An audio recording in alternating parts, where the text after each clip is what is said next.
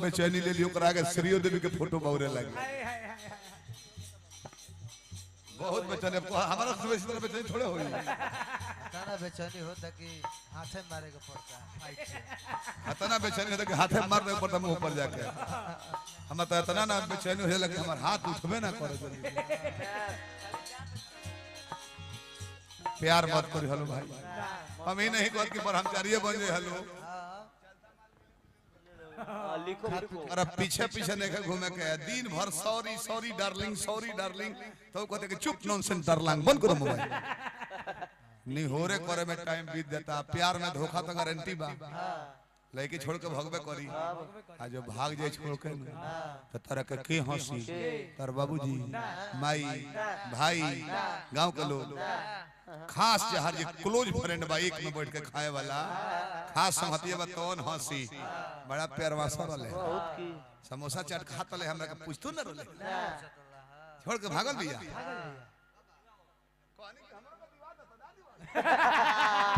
mobile number दिवा देता तो डरती कि ना डरती मोबाइल नंबर ना दिवली छोड़ के भागल बिया अब जा एथी चढ़ घूम घूम के जा अपने आदमी हंसला के हंसी नु तो जौन जाम हो वाला बा तोन जोर जा मुठ मार एक तो उगल बेरा एक तो मुट्ठी मान के मारा मुड़ी पहुंच जा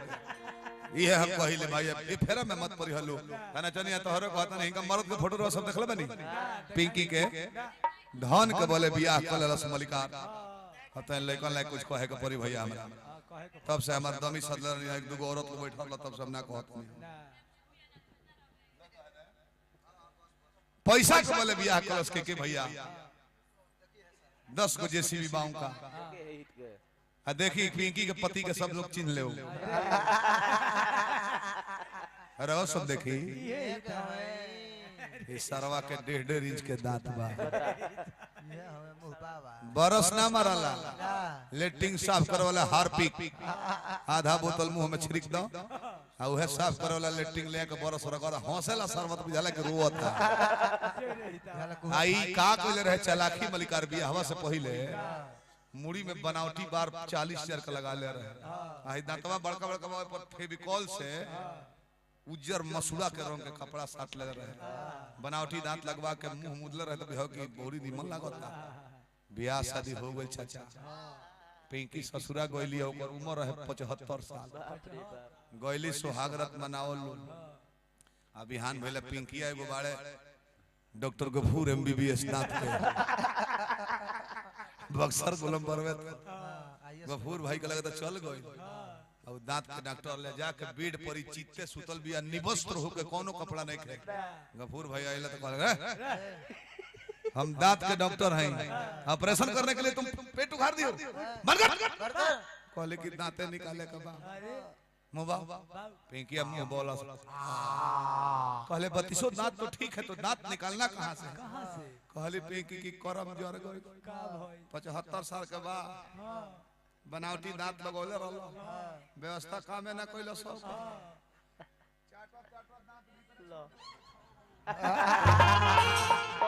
सड़सी से दांत निकलले 6 गो एक में ज्वाइंट रहे कहले जाओ बीमारी खत्म तले इनकर बहिन एगो निशा बाड़ी हो दिन बियाह कइले बनल हियो हो 3 धार अजनबी ऐसा तो कभी हुआ ही नहीं था हम करो चेक भइल तो ओकरा में बढ़के जींस के बोटाम भीतर छूट गई रही 3 गो छेद रहे सड़सी लगा के निकाल जियो बनायब मरम एकदम रह जा ज्यादा छोड़ दो मत दिखाओ जान गए जियो बनायब मरम एकदम तहरा बिन ना गुजारा हो साथ छोड़ के हलू जब से तब से शराबे बा सहारा छोड़ के हलू जब से तब से शराबे बा सहारा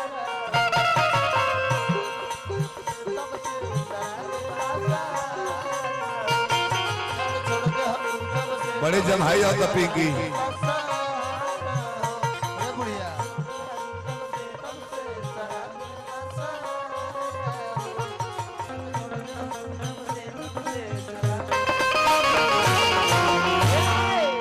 के भैया हो जे लोग खड़ा बन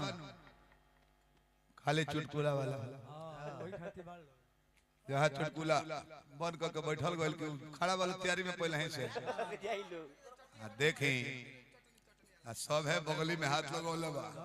का है बीमारिया है बालू कौन बीमारी जाड़ा में दिनाय हो जाता लइकवा सामने से हगुआ में ला जाता रसो तो बगलिया जिंसवा का फाड़ लेता रसो और वही में अपन कोड़त रहता रसो बकुला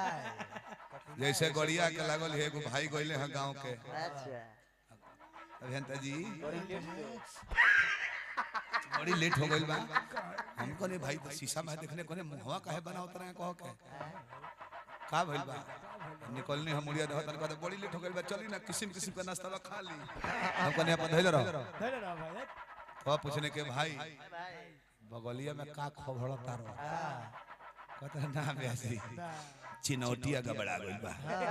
मैंने चिनौटी गबड़ाइल बा कि सुरती खोट दल बड़ा चुना मिलावे कोइले बड़ा अतना इज्जत मार बीमारी कोनो ना हो मालिक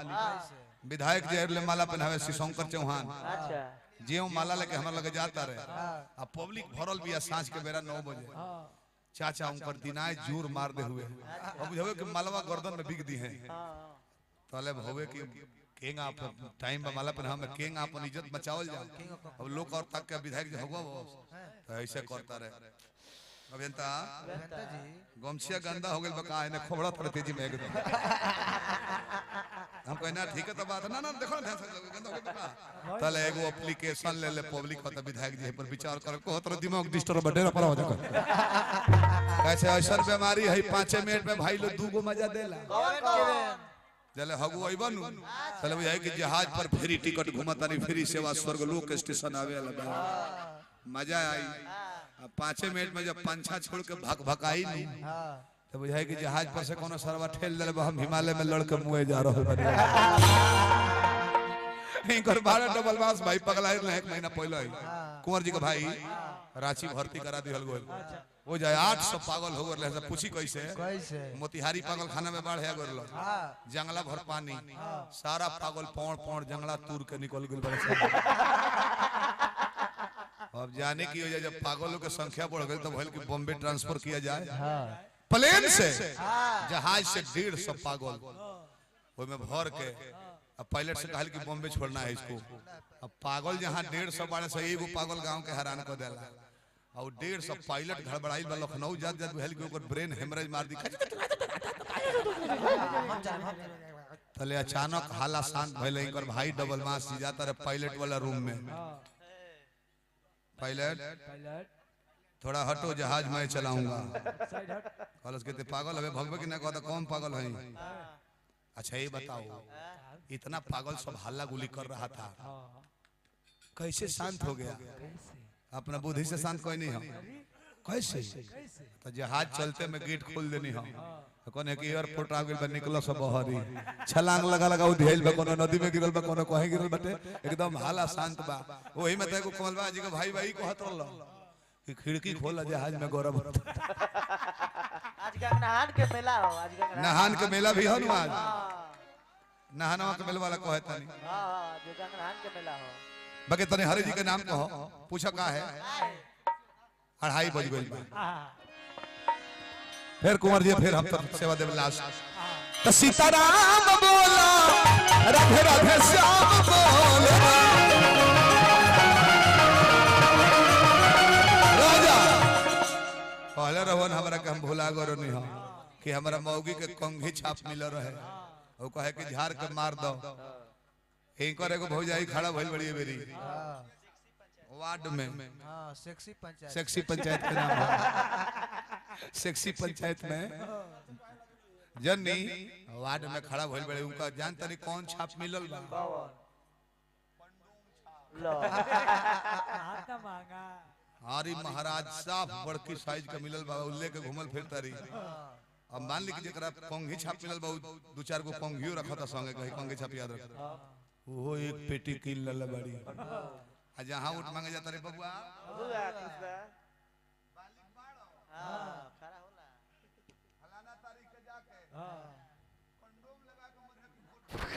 दादा के मरिया कि हम निरोधे जीत जाए कैसे है पिंकिया पेट में दू गो लइका रहला से पेट में अहे बेंजू वाला झुरिया ले लइका और मरद किलाट बजावे गइले दिल्ली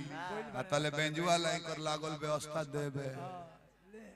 त दोनों लइका आपसे बतियाओ तर से पेटवा में बड़का छोटका से कहत के बबुआ बबुआ ऊ दे पापा आइल बड़े का छोटका कहत चुप रहो गेट पर हम बनी ते कैसे चिल्ल ले त के त चाचा आइल बड़े कैसे चिल्ल कहले कि पापा देहाती आदमी हमें उ घारे निघारे घूमल फिरेले पढ़ल लिखल हमें ई मनोज चाचा टोपी लगा के बड़े धूप से रक्षा करे हमरे को जरम ना लगी जल्लू पिंकी जनलू 4 दिन का जिंदगी का इहम कहानी सुबह शाम बोलो चाहे आठों जाम बोलो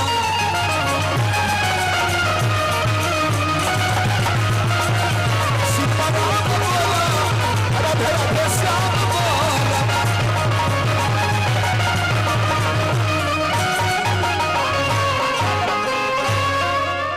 रिया म्यूजिक भाई अपने मने गिर गइल ह कि गिरौला हो रंजीत टेलकम होगा के हो हां अरे अपने मने गिर गइल ह कि अपने हाथ ही गिरौला अपने हाथ गिरा देला फिर खड़ा ना होई होई होई एक गिलास जूस उस पीला हो जाए हां अब चलिए कुंवर जी से आनंद लेबे के मरवा सबके हां आई कुंवर लागी कुंवर जी आई कुंवर जी जितना मौगा हबड़ से हिंगा करवट लेके सुतले से देख ले चीते सूत नहीं खसो सब का है चीते सूत देबा के होगो हकी लौट जाई करवट लेके सुत रहबो के होगो हकी आई पर्दा हटाई बर बाजार क के चल